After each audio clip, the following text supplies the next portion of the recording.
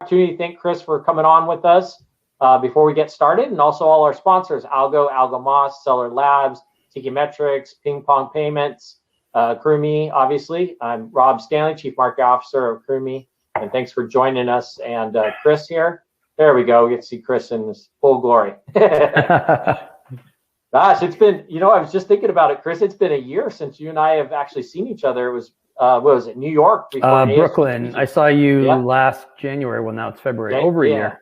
Mm-hmm. Yeah, just over a year. Yeah, gosh, it's been a while. All right, so we're going to get started. Anybody who's coming in late, we got a great presentation here from Chris McCabe, e-commerce Chris. And again, be sure to push those questions up, and we'll answer them at the end. Try to leave some detail. Chris, take it away. Yeah, thanks, Rob. Thanks for having me. Thanks for doing the Growth Summit, AccrueMe. Seller education is obviously a great idea all the time. So appreciate your having me, and it's good to be included alongside so many great speakers. So thanks for doing that. Hope everyone's being safe out there. And obviously we're here to talk about how to not just prevent an account suspension as it shows here, but even a little bit of content about a plan of action and how to deal with a suspension, whether it's an ASIN suspension or your entire account, if one happens. I've got some of that towards the end, but just for a quick agenda, most of what we're going to be talking about today is dealing with problems as they crop up to prevent any sort of manual investigation or investigator review of the account that would size you up for a full account suspension. So thanks again for having me. Chris McCabe of e-commerce Chris. Let me make sure I can skip ahead to the next slide. It worked. Great. Awesome.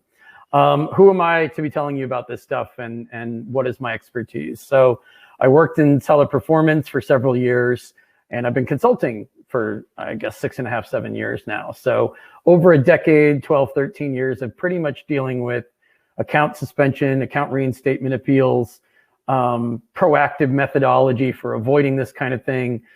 In the years that I've been doing this, Amazon's responsiveness, the quality of their messaging, the back and forth of an account suspension appeal and so forth has changed dramatically, but we've been able to hang in there with it and keep track of those trends. And I'll be talking about some of those cycles they put sellers through today, but we've been very successful at it. We've been doing it for almost 7 years, and we feel passionately about this. So if I cover anything quickly, I know sometimes I speak quickly. If I brush through something that you kind of want more information on, back me up and feel free to ask me questions, and you can always find me at e-commerce Chris. So, and also the consultants I work with, the people I've hired are ex-Amazon like me. So it's obviously not just me helping sellers troubleshoot their appeals. So going straight into it, what is Amazon doing these days? These are just a few of the things they're doing right now. I'll be getting into other causes of suspensions in a bit, but safety complaints are big. Product compliance is a big hot topic right now. The reason I created this slide is mostly for you to stay up on current events and what are your sources for information. Are they good? Or is it just some Facebook group with big news, or are you tracking trends and suspensions as well? Obviously, I recommend any seller stay on top of this. I'm still talking to a lot of sellers who tell me, oh, I didn't know that was going on. And this is after they've had their account suspended or their top selling ASIN go down. I didn't realize this was a trend. And so I'm having the same conversation with numerous sellers in a row on a given day. Most of them didn't know that this was coming down the pike or that it was happening to other sellers. So consider what your sources of information are, and are you fact checking them for accuracy? Certainly safety complaints, review abuse is always a hot topic. Some of these cycle through and are trendy. IP infringements are big right now. Lots of people, whether they're brands or resellers, are getting hit with IP infringements. I've got a slide coming up in a few minutes to cover that. Inauthentic is a term Amazon throws around. Generally speaking, that just means an item quality complaint. Could be an authenticity complaint. Again, kind of strange that manufacturers and brands that are selling and creating and launching products are getting hit with inauthentic or counterfeit complaints, but I'll talk about that as well today. There's just a lot going on. Any given week, there's 3 or 4 different reasons why Amazon is suspending accounts. So why is this happening now? Well, Amazon's under the gun for regulating the marketplace. They've had some public criticism, they've had private criticism, they've had managers changing teams. There's been a lot of turbulence in terms of how are they watching sellers, how are they monitoring performance, how are they enforcing policy. Again, compliance is a big thing in 2021. Product reviews and whether or not they're trustworthy for buyers or even sellers reporting each other for fake reviews. That's been a hot topic. Lots of stuff has changed, even the kinds of documentation they want to see from sellers. Again, whether they're private label or reseller has changed, and it's gotten tougher. It's been stricter in the last 12 to 18 months. But for 2021, we've seen a renewed emphasis on product compliance and safety documentation. So, what kind of seller are they looking for? What kind of seller are you versus what they're looking for?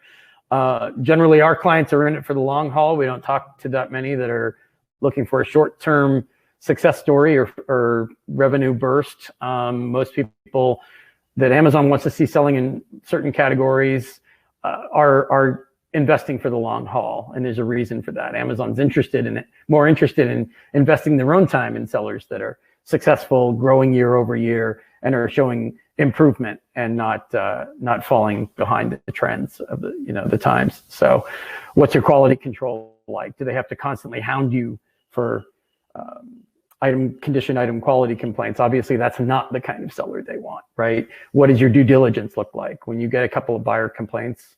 Are you following up on them and troubleshooting that quickly? That's the kind of seller they want.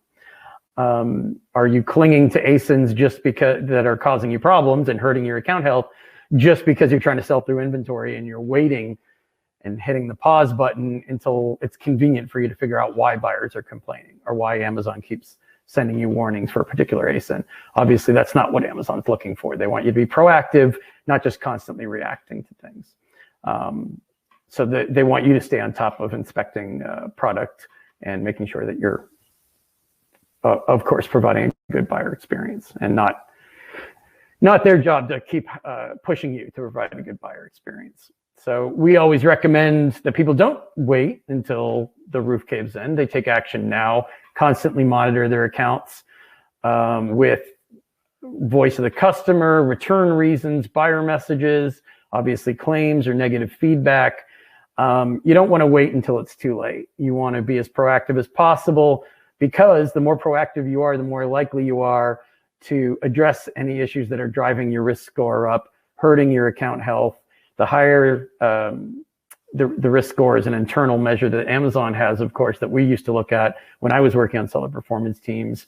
But the more problems you have with account health, the more likely you are to be reviewed, right? For a seller performance investigator to take a look at your account, maybe consider suspending your account. So the more you can do now, the more action they see you taking now, the less likely they are to ask you for a plan of action to prevent your account from going down. So be proactive for sure. How do you protect yourself? Obviously, due diligence can mean a lot of things. Don't sell your items before you get trademark registered. If you're private label, make sure you're in brand registry. Audit your listings for compliance, for accuracy. Make sure buyers aren't confused. Make sure no one's saying it's not as described or different from described. Those complaints can start piling up in voice of the customer. Make sure that the picking and packing process you have is solid, so that you don't accrue a lot of AccrueMe. You don't accrue a lot of item condition complaints. And of course, compliance with local laws and with Amazon policies. Make sure whoever's in charge of this, whether it's the owner, a manager, make sure that you've got somebody in place who's in charge of it and they're responsible for knowing what the policies are. If the policies change, that person knows sooner rather than later. And also, when it comes to the law, if you don't know what marketplaces, what regions you can sell those products in, you've hired somebody who understands compliance. So myriad ways to protect yourself, but preparing for any potential problems before they hit is really important. I'm going to keep talking about product compliance off and on throughout this presentation, because product compliance teams are asking for documentation left and right. They're asking for certificates of analysis, lab results. It depends on if it's consumables or not, of course, but we even see resellers being asked for compliance documentation and safety documentation. That is new. We hadn't seen that in prior years. So they're asking pretty much everybody for this stuff. And if you're buying straight from the manufacturer, you should be able to provide that documentation if you're reselling those brands. But you might not have access to lab results. You might have to get that ready now and focus on preparing for Amazon to ask you before they suspend an ASIN. Lately, with product compliance documentation, they send a message saying you can still sell this item, but you have X number of days to get compliance documents or safety tests done. Obviously, they should be giving you more time in our experience. They should be giving you weeks, not days, to get that documentation. But lately, they have at least left the listing live, and they give you some time, a couple weeks or maybe 3, 4, 5 weeks to get the documentation. What are they looking for? Well, they're looking to scrutinize your safety documentation to prevent rule breaking, and obviously law breaking is not something Amazon wants to be a part of. They're trying to protect buyer experience and buyer safety at all costs. So take that ASIN suspension seriously. Down the road, it could turn into account-wide suspension. So you want to deal with these as they come in.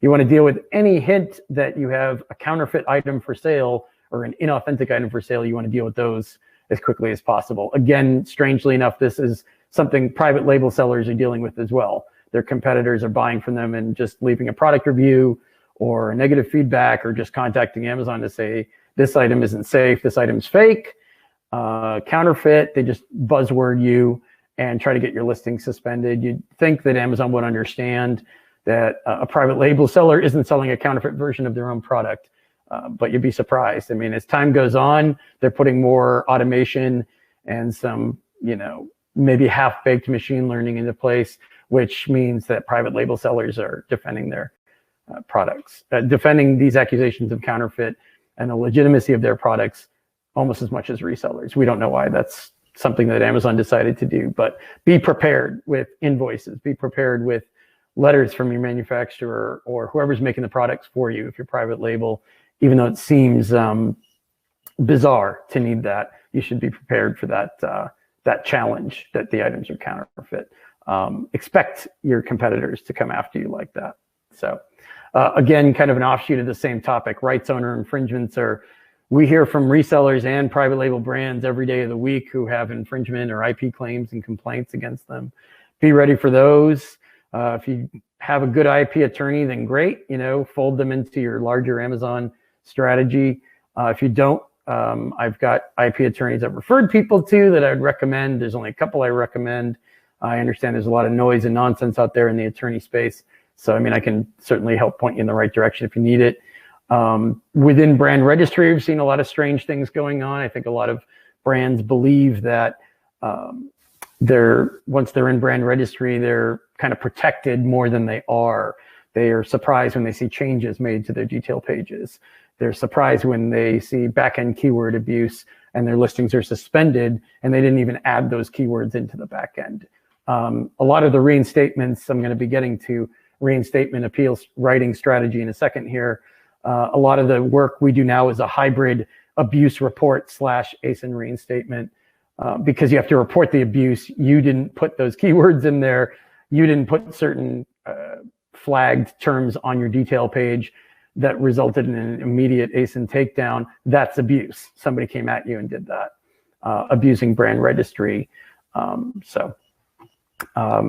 This is part of the larger conversation about so-called hijackers. I'm not going to spend a ton of time on that today, but just understand that you may have to create a hybrid approach to appealing for a reinstatement of an ASIN or your account, of course. If you're being abused, you have to report the abuse and do a POA, a plan of action for reinstating. So I mentioned it earlier, safety complaints are all over the place. This is a huge topic for 2021 for Amazon. Safety complaints could be from a buyer complaint, could be, a seller is using a black hat service to buy from you and to claim that your items aren't safe. Just be ready for those. Have the testing documentation, have your compliance documentation ready to go.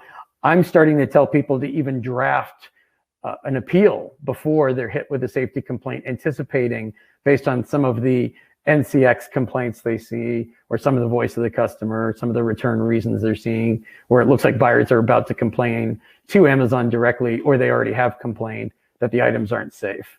So certainly consider that you might have legitimate item condition complaints, not just abusive complaints, where you've got to do some more due diligence and do some more quality control, maybe even pull a batch of inventory out of FBA and inspect it. Cover yourself, right? There could be some legitimate complaints mixed in some legitimate ones, but Amazon expects you to address any product quality issues you've got. If you've got to change suppliers, do it now, before they take away your ASIN or take away your account. This content is brought to you by AccrueMe, the business-friendly funding solution for Amazon sellers. If you are a profitable Amazon seller looking for capital to grow your profits, click the link around this video or visit AccrueMe.com for a no-risk funding estimate in less than 3 minutes. Just going to go through a list of different things we're seeing that lead to account suspensions. If you're getting any warnings that say detail page is corrected, and they mention parent-child ASINs, or the fact that you're using the wrong variation theme, maybe you're using size, where you should be using quantity as the theme. I mean, that's one example. There's a myriad reasons why you might be suspended for ASIN variation abuse. Take it seriously. A lot of sellers tell us when they get these listings taken down and they're flagged and warned that they're doing variations correctly. We ask them to go through their flat files. Some of them don't have flat files. We're still trying to figure out why some people aren't using flat to load their listings. But we go through their flat files and we see lots of mistakes and lots of errors. And if you're not going to correct those after the first warning you get, then you've got a problem, because they'll keep coming back saying, they might not keep coming back, with additional warnings. They might just move you after 1 or 2 warnings to an account suspension. And then you're going through the same process, going through your flat file to figure out what the mistakes are anyway. But by that point, you're already suspended. Why not address it now and have a real expert go through them if you're not sure what's right and what's not, and make sure that you can prevent the suspension by fixing those things. We get people who are still doing all caps, violating the style guide. We see lots of listing compliance errors, and we just know that Amazon's paying a bunch more attention to that this year, and that's a fixable problem, right? There's no reason to leave listing violations live and active just because you see competitors, where you could be cleaning that up now and avoiding an account suspension. So just a quick comment on GS1. Make sure your UPCs are reconciling with the GS1 database. Amazon's been paying a lot of attention to GS1 barcodes lately, and making sure that they're doing a catalog cleanup, let's just say, and making sure that the catalog's accurate. We've heard a lot of rumors of a catalog purge, but right now we're just seeing that GS1 and Amazon seem to be talking to each other quite a bit more. So we want people to be compliant with, obviously, GS1 barcodes are the ones that Amazon recognizes as valid. Other listing violations, we've seen duplicate listings, product detail page abuse, adding any seller-specific information like money-back guarantee, ships within 2 days. People are putting a lot of content on their listings still. Amazon sends a warning, deletes the listing. They expect you to take some action and do a cleanup of all other ASINs, not just the ones they cite in those warnings. So we've seen a lot of activity around PDP abuse whenever sellers don't understand that you can't exclude another seller from your detail page, from your adding one of their offers, simply by adding that language, money back guarantee. What are the other trends we're seeing? Late shipment rates. Certainly if you're doing FBM and you're above 4%, you expect a warning for that. I wouldn't expect more than 1 warning. They'd have an account-wide suspension if they think you can't correct the problem. And then used sold as new. I could almost do a whole presentation on all the condition complaints. Those are essentially condition complaints. It doesn't necessarily mean that FBA failed to take your return and put it in the right category. FBA mistakes aren't the basis of a POA. If you're getting lots of used sold as new complaints, pull some inventory out of FBA, inspect it, see why buyers might be complaining of damage in transit, or why they might be complaining that the item doesn't look new. don't just assume you can blame Amazon for taking a return and sending it out to a second buyer. So again, I'm just throwing some current trends at you. I really want you to adapt to survival strategy where you're really staying on top of the trends, and you won't be surprised when you start getting these warnings. And also you'll know how to address them as they come in. I want you to try to think as much as you can like seller performance. I know sometimes it seems like seller performance investigators aren't thinking. I admit that these days that's definitely true. They're totally inconsistent. The messaging is murky and vague. They don't give you a lot of specific info on complaints. No one's saying that they do. I think we all can agree that there's a lot that they need to improve. They're moving through the plan of action they might ask you to send in, the appeals that you send in. They're looking through your account annotations. They're moving through all that information very quickly. That tends to lead to mistakes. Things get missed. Sometimes they don't review it at all. They ask you for the same information they've already asked you, that you've already presented to them. They ask you numerous times for it. Just try to put yourself in their shoes. Try to think, how long will it take them to review your appeal when you're making an appeal to get an ASIN reinstated? Or if you got a policy violation warning and you counter that, you answer it with all the proactive measures you put into place to show them that you're monitoring policies and you're obeying them. You're presenting the information in a fashion that an Amazon investigator can review it quickly, understand what you're trying to say, annotate your account accordingly, and they won't just say, what is this? I don't understand what this is. I'm throwing it away. Unfortunately, there's not a ton of evidence that they're auditing the quality of investigations these days. Again, could be the usual managerial musical chairs, VPs, turning their focus to something different.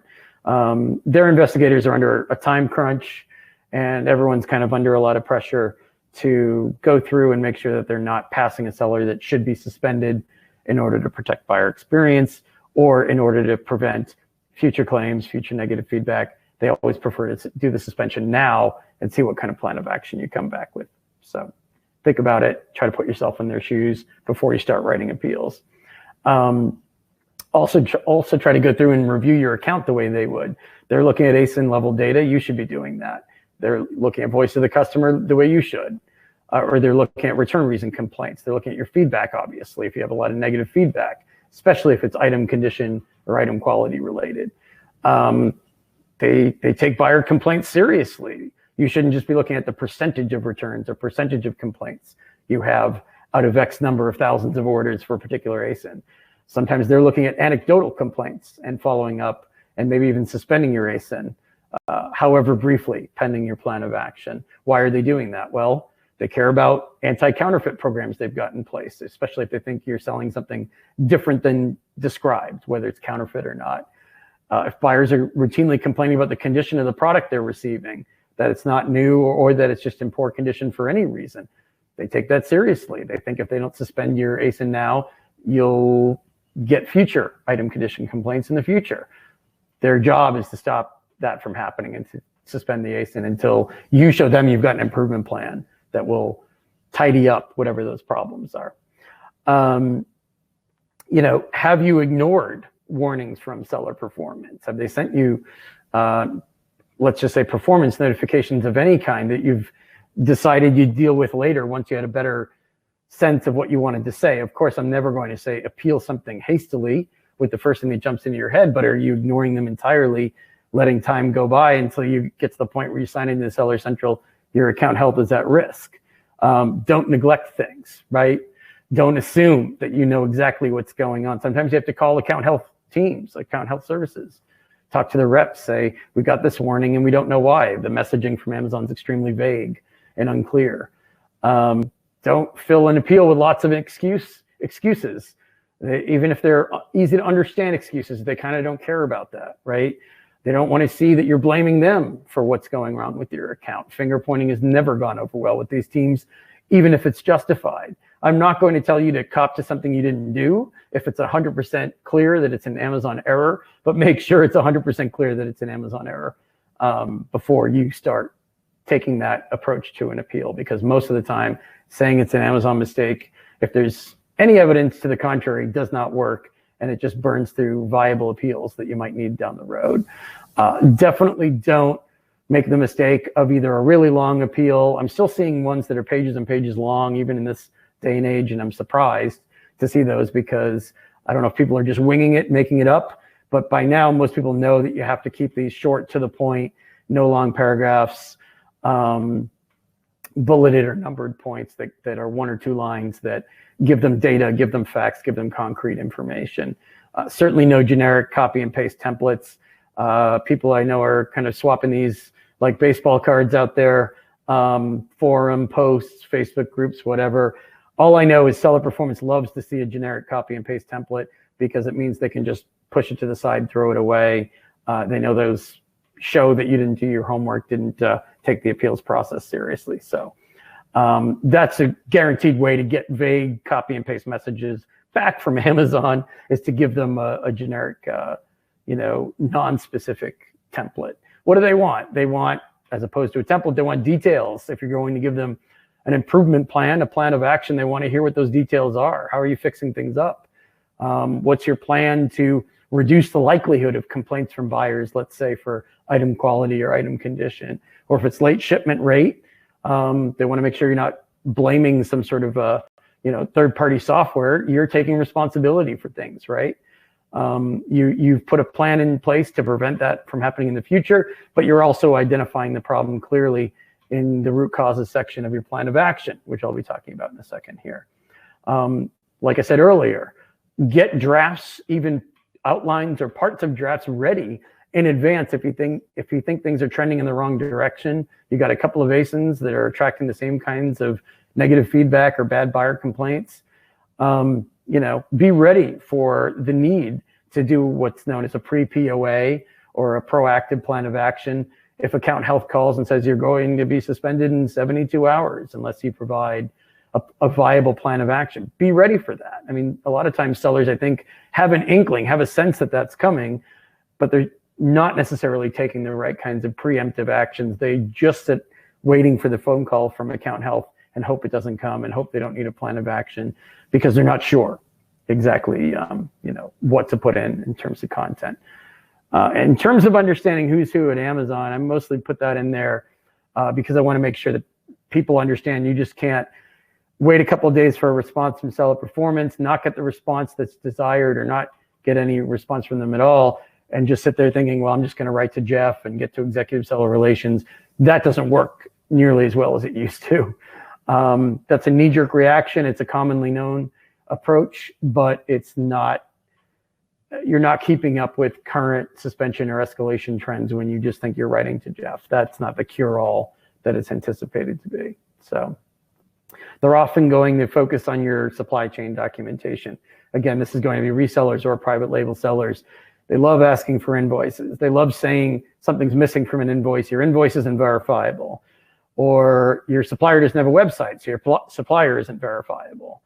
Maybe they call them, ask to confirm information when they're on the phone with them that they do see or don't see on your invoice. If they don't see it, obviously it's not verifiable. If they call and they don't get them, maybe they try back, maybe they don't. Maybe they do a quick online search to see your supplier. Maybe they're asking you for letters of authorization. Maybe they want to see rights ownership information. Have great, phenomenal supply chain documentation ready to go. Don't be scrambling for that stuff just because you think they're never going to ask for it. Or you hope they don't ask for it because it's not there. You don't have it. It's not presentable. You're going to start panicking if that happens, and you're going to waste time that you could be investing in the appeal. If they send you a policy warning, if they block your listing, acting rashly, hastily sending something in, jotting some notes down and turning that into a basic POA that has no details. Obviously, that's not thinking strategically, and that's nothing we would condone. Burning through appeals that could otherwise be viable, it's a really bad idea. You're giving them an excuse to start ignoring you. And you're maybe at the point where to get them to review it down the road after 5 or 6 appeals, you have to do an escalation just to get them to care, just to get them to take the time to review it. You're boxing yourself into a corner. I still, in this 2021 day and age, see a lot of sellers wasting appeals with very low quality POAs, very low likelihood of success. I don't know why people are still doing that. I know they're panicking to an extent. I know they're nervous. I know they're anxious. You're just hurting yourself at that point. I'm not saying you definitely need to bring me in and hire me to do it for you, because your first POA might be something very close to the target, as far as I know. Maybe you've got prior experience with it, but don't just assume that you can waste as many of these appeals as possible and expect Amazon to communicate with them, with you on a high level going forward. This content is brought to you by AccrueMe, the business-friendly funding solution for Amazon sellers. If you're a profitable Amazon seller looking for capital to grow your profits, click the link around this video or visit AccrueMe.com for a no-risk funding estimate in less than 3 minutes. Go through your previous warnings. Certainly, if you've neglected any, you got to pay attention to what you should have countered in your performance notifications that you let rot in the past that led to an account suspension. Maybe you missed some customer complaints. Maybe you didn't diagnose or analyze them appropriately. You saw the trends. You weren't sure how to correct them. You weren't sure what to do, but the ASIN wasn't down and your account wasn't suspended. So you kind of let it slide until you had a better sense of why buyers were returning the items or why buyers were complaining. Obviously, negative feedback. Most sellers know to keep an eye on that. Most sellers are aware if they're getting infringement claims that they haven't addressed. I understand that sometimes it's confusing if it's a bogus complaint. You want to dispute a fake IP claim. That's not 100% clear on the Amazon side. Very chaotic, very confused on those internal teams. But it doesn't mean you can forget about it and hope it goes away. We've never been experts that advise wearing blinders and just hoping things fade away after 180 days. Most notifications don't go off your account health. Well, they might stick around for 180 days.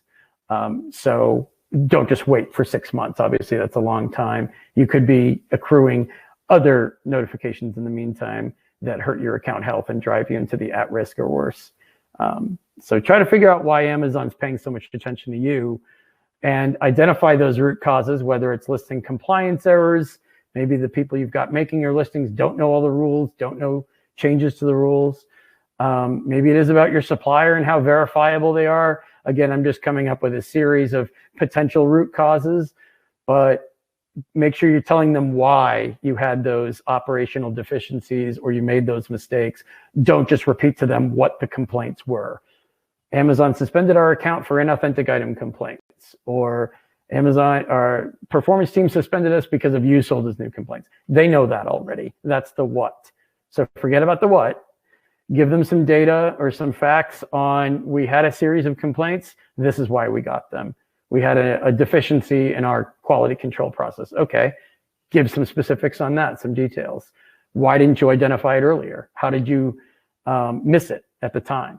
And that led to more bad buyer complaints that Amazon had to suspend you for. Was there a lack of managerial oversight? Were operations not monitored appropriately? Maybe you had teams picking and packing product. You weren't paying attention to the quality of their work, that sort of thing. Don't give excuses. Don't tell them why they suspended you. If they don't like your root causes, sometimes they don't even read the rest of the plan of action. They just skip it. So make sure you nail that part down in your plan of action. How convincing, by the way, be credible. Please don't just try to tell them what they want to hear. They want to know that this isn't going to happen again. They want to know that they can count on you to fix the problem. You mopped up the mess that you described in the root causes. That's the second section of the plan of action, your immediate steps to resolve it. But then, of course, the third section is future prevention. When you're writing a plan of action, you're thinking in terms of those 3 boxes. 1, root causes. Second section is how to mop up the mess. The third section is how to make sure you don't create another mess in the future. Viable solutions, proactive measures, things that are credible and convince them that you solved the problem. Things that convince them that you've implemented all of those steps. You're not just saying, we're thinking of doing this, we will do that. No, these are completed actions, things that show them that what you've got going already is reducing the likelihood of another complaint. So format makes a big difference. A lot of people aren't using that 3-section format. A lot of people aren't using their best writer on this stuff. I see a lot of incomplete sentences or poor grammar. I mean, get a good writer that can communicate effectively in writing. Not necessarily your best person on the phone, somebody who can communicate well in this format, bulleted or numbered points where you can communicate some facts, some proactive steps in a line or two, like a sentence or two, using and incorporating some factual information in terms of, like I said a moment ago, better quality control, details on why that quality control improvement will be effective. That's what will convince them. Something that is effective and something that will solve the problem permanently, not just temporarily. Again, when you think about format, when you think about editing it, investigators are only spending an average of 3 or 4 minutes on these things. And they have to spend a certain amount of time looking at your attachments, looking at supply chain documentation. So don't waste their time. Don't make it hard to find key pieces of information. Don't have a lot of extraneous text that's just commentary or opinion about things. That just makes it harder to find what they need. And if they can't get it through skimming, maybe they're going to pass you over and just go on to the next one. A lot of people who are just giving lists of statements or lists of promises that are like one line each without details, they get that we need more information message, or they don't get a response at all, or you have to call into account health and say, hey, we didn't get a response. Half the time account health reps say, well, you didn't get a response because it was denied. They never really explain why they couldn't simply send you a message saying your plan of action was denied. Don't send it in unless you think that your supply chain documentation is going to be acceptable and verifiable. Your plan of action won't be easy to pick apart. The suppliers will pick up the phone if Amazon wants to talk to your supplier and verify anything on the invoices, or the root causes actually address why you were suspended. You're not just copying and pasting from somewhere, which is an educated guess. Don't act like you're guessing in the root causes. They want to know that you definitively understand and believe at least why your account was suspended or why that ASIN was taken down. The more doubt you express, the more likely they are to say, why should we read the rest of this POA? The seller's just guessing. Or they just send you a request for more details. Everyone likes to talk escalations early in the process, I find. Not everyone, but a lot of people. There's no point talking at all about where you should send it or how you should escalate, or if you need an escalation letter in addition to an improved plan of action, until you've got something to escalate with. You've got a good plan of action. I can't tell you how many times people say, we know our plan of action is great. We've done it before and we know all about this process. Or maybe they say something like, our account manager saw it and our account manager thought the plan of action was great. Take a look at it. Take a long look at it before you think about escalating it. Maybe you're wasting escalations assuming you have a great plan of action. There could be a lot of moving parts to the process. There could be an abuse case. Maybe you've got buyers buying from you and saying the items aren't safe or they're counterfeit. Maybe there are fake reviews that are going to be taken seriously by Amazon. You have to consider that you can't just blame a competitor for abusing your account. Maybe that's not the best basis of an escalation. Maybe executive seller relations, that's the Jeff at Amazon email. Maybe that's not the best place to go until you have an improved plan of action, right? So think about these things before you start worrying about escalation strategies, because I can't tell you how many people prematurely want to escalate their case, and it just results in more denials. I am happy to talk about escalations. I worked on the Bezos so-called escalations teams for several years. I'm happy to look at a plan of action. I've got 1-hour consults you can use this link to book. And I've got a coupon code, AccrueMe, that's valid up until March 12th. I can see Rob there in the corner, so that means I'm running out of time, right? I just wanted to give a special offer. Yeah, go ahead, sorry. That's just a special offer, obviously. Anyone attending today, anyone listening to the sound of our voice, I'll give you the full hour for the price of the half hour. So, yep. This content is brought to you by AccrueMe, the business-friendly funding solution for Amazon sellers. If you are a profitable Amazon seller looking for capital to grow your profits, click the link around this video or visit AccrueMe.com for a no-risk funding estimate in less than 3 minutes. Mark, your mic's on, so make sure to turn that off. So just real quick, Chris, we do have questions coming in We only have about like 15 minutes, but I'll try to get through these as quick as I can. I actually have a quick question. Mm-hmm. How many times, Chris, do you see where the issue with suspension was actually caused by the seller, or it was Amazon basically, like we've seen where they falsely suspend somebody? Like, what's the ratio, would you say? Just kind of a quick answer there. Any of the clients I work with, I don't assume that the error that they see is why they were suspended. I usually put them through a laundry list of questions, like, get some answers to some, did you do this? Did they say this? Did you do that? I mean, I might have them call account health services, but we rarely say that it's an error by Amazon and it's a mistake. There's only a few. If you say it's a mistake on Amazon's side, you better be right, because they just throw that appeal away unless they take a quick look at it themselves. They get a second pair of eyes on it and they say, yeah, you're right. This is a complete botched investigation. This is a mistake. The account annotations don't make sense. We agree. You are reinstated. That's like less than 10% of the time. So the other thing is, do you think, go ahead. I mean, I know their communication stinks. I've been very blunt about that. But don't assume just because they can't communicate effectively with you that means the reason you're suspended isn't legitimate. I know that sounds crazy, but go ahead. Do you think that Jeff's email is going to go away with him going away? I know people are going to start writing to Annie Jassy, right? The Jeff email was always monitored and patrolled by people other than Jeff. His assistants and executive seller relations is really where it goes. The executive seller relations team isn't going anywhere, but those escalations aren't answered and reviewed in any kind of the quality way that they used to be. I mean, there used to be just a few of us doing those, and we had to be like tested and certified to review those escalations and answer them. And yeah, and that's how I started out seeing the emails from Jeff that had the question mark on them to begin with.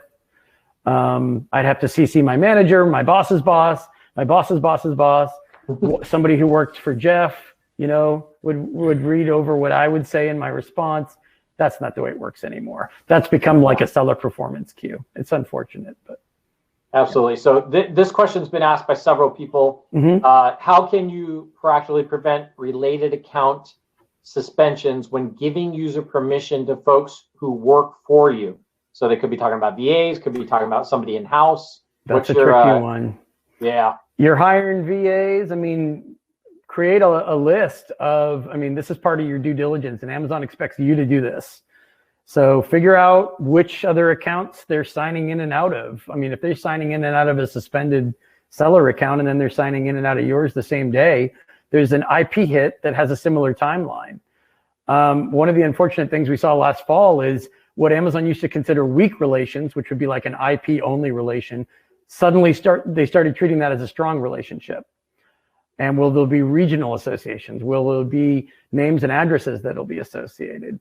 Figure out how strong the relations are going to look in their tools. I mean, in terms of what you can do, just be really careful how you vet third-party services and ask about their best practices. Ask them a lot of questions about how they access accounts. And if they're signing in as suspended accounts or not. Yeah. So this has two questions. I didn't get a chance to skim most of these. Mm-hmm. Says, how to appeal, overcome, keep getting cookie cutter rejections is their first question. And then it says, how to prevent, I run 10 plus accounts, some my own and some other brands. Yeah. So what's, I mean, the security stuff, there's no, you don't want too many overlaps showing up in Amazon's tools. You don't want to be using like the same phone number. Some people were using the same phone number, the same address. You want to keep things different from each other on all of these accounts. You don't want to use your phone number if you're like an agency signing into all these accounts for access, in terms of using the same address or the same names. They're looking for similarities between these accounts, and they consider that your responsibility, not theirs. So, I know that's not a satisfying answer for the moment, but in terms of the cookie cutter responses, you're going to get that whenever they're rejecting your plan of action. So assume that's a means of rejecting you. That's a good reason why you'd call account health services and say, why was I rejected? I just got the same answer 4 times in a row. What's missing from the plan of action? What's considered wrong with this appeal? Yeah. And I know you see this one a lot because I've heard, I think you and I have talked about it. What about related account suspension when I don't have another related account? I mean, we hear this all the time, right? Yeah. Call account health. They give you 3 letters associated with the account you're considered related to. If you don't know what those 3 letters are, then look at your relationships with third-party service providers, because they might have a client or a customer who's suspended. And maybe that's why you don't know what those 3 letters relate to. But if it's not third-party service related, then there's something in your past which they can see as a relation. Maybe you forgot about it. Maybe it's a relative. Maybe it's a former employee. You have to just go through all the possibilities, all the questions of, did somebody sign in using their laptop? There's an IP hit, and there's an account that's suspended that's related to that user that looks like they're related to us. I understand they might not be actually related, but the appearance to Amazon is that it's related to your business.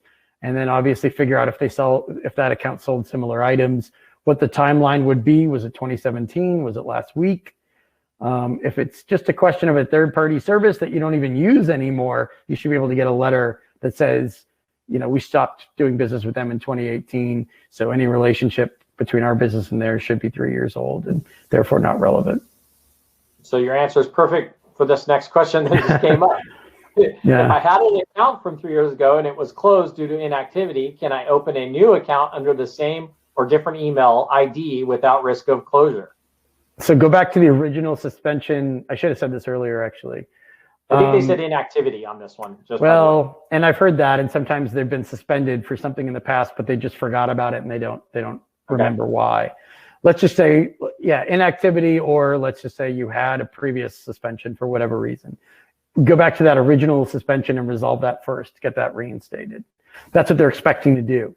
If you just go to the newer account and say, that other account means nothing to us, we only care about this one, you're likely to get that cookie cutter answer over and over that says, nope, you're related to another account. If you call account health, they'll probably tell you the same thing. You got to go back to the original suspension, get that reinstated before you can even think about trying to appeal on the more recent one.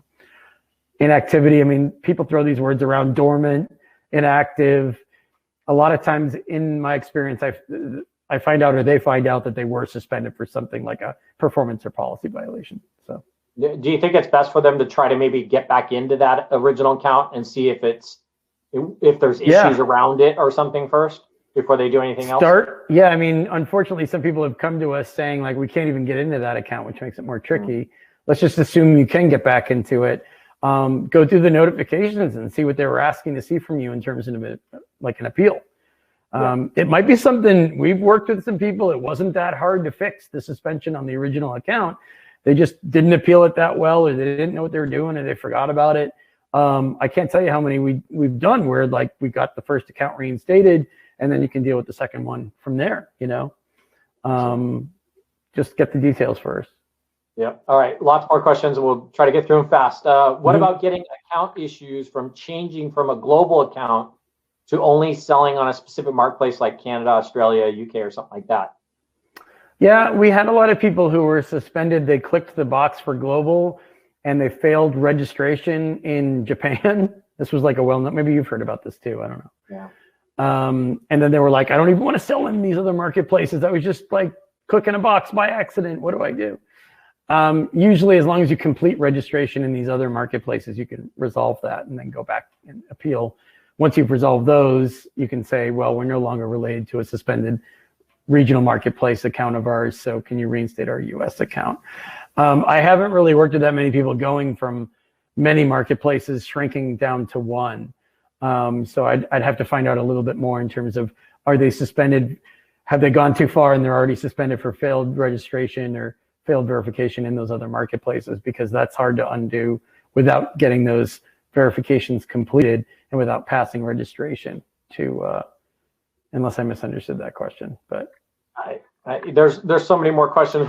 I know. I'm trying to give these concise answers to complex questions that usually I talk to people like 20, 30 minutes on. So. Exactly. Mm-hmm. All right. So another question is, they have a Amazon Mexico, Amazon Canada account that are suspended, but their US account is good. Currently only sell on Amazon US. Should I be concerned? I would try to resolve that because I know it's resolvable in most cases. We had a lot of people who were worried about that, who were suspended in Canada and Mexico. I mean, in October, November, December, there were, I don't know how many of those, hundreds of those we were approached with. In most cases, you'll sleep better at night if you get those reinstated. If it's a failed verification issue, get your documents together, make sure they're consistent matching, and appeal it in Canada and Mexico. Will you necessarily get suspended in the US if you completely forget about those marketplaces and ignore those suspensions?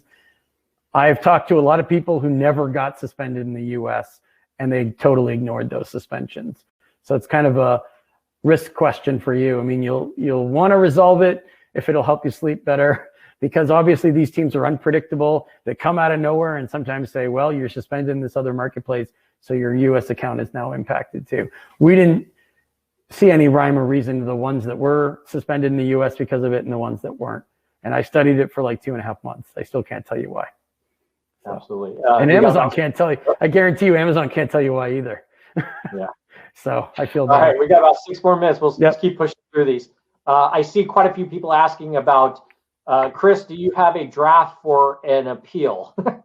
I don't do templates. We do custom uniques.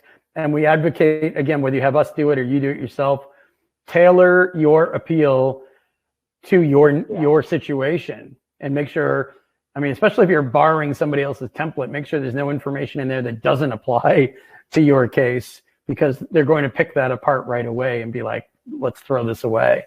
Are there similar themes that present themselves in the various, 10 or 12 main suspension causes? Yeah, I mean, of course there are, but that doesn't mean your appeal draft should be generic or should be absent of detail. The details need to be specific to your dates of proactive measures you put into place. Obviously, another seller's and yours aren't going to be the same.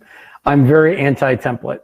I think that those are like successful through random dumb luck, 3 to 5%, or maybe up to 10% of the time sometimes, depending on who's looking at it.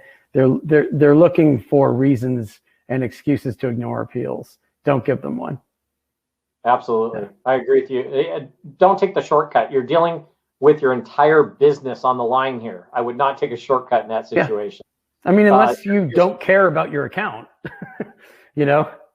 which no one we deal with doesn't care. Here's a really interesting one, Chris. Have you heard reports of Amazon opening product packages to look for improper inserts? That's an interesting question. Oh, for a while. That goes back to last year. Yep. Most of the time that I think I would say, safe to say, that was initiated with an abuse report, like a competitor buys from you and they see the insert and they take a picture of it and they report it to abuse teams. And then those teams are able to task somebody with, a different team, obviously, with opening the package and seeing if those inserts are in there. Yeah. POAs, appeals have been rejected because they've seen in the POA that you don't say you're pulling inventory to pull those inserts out.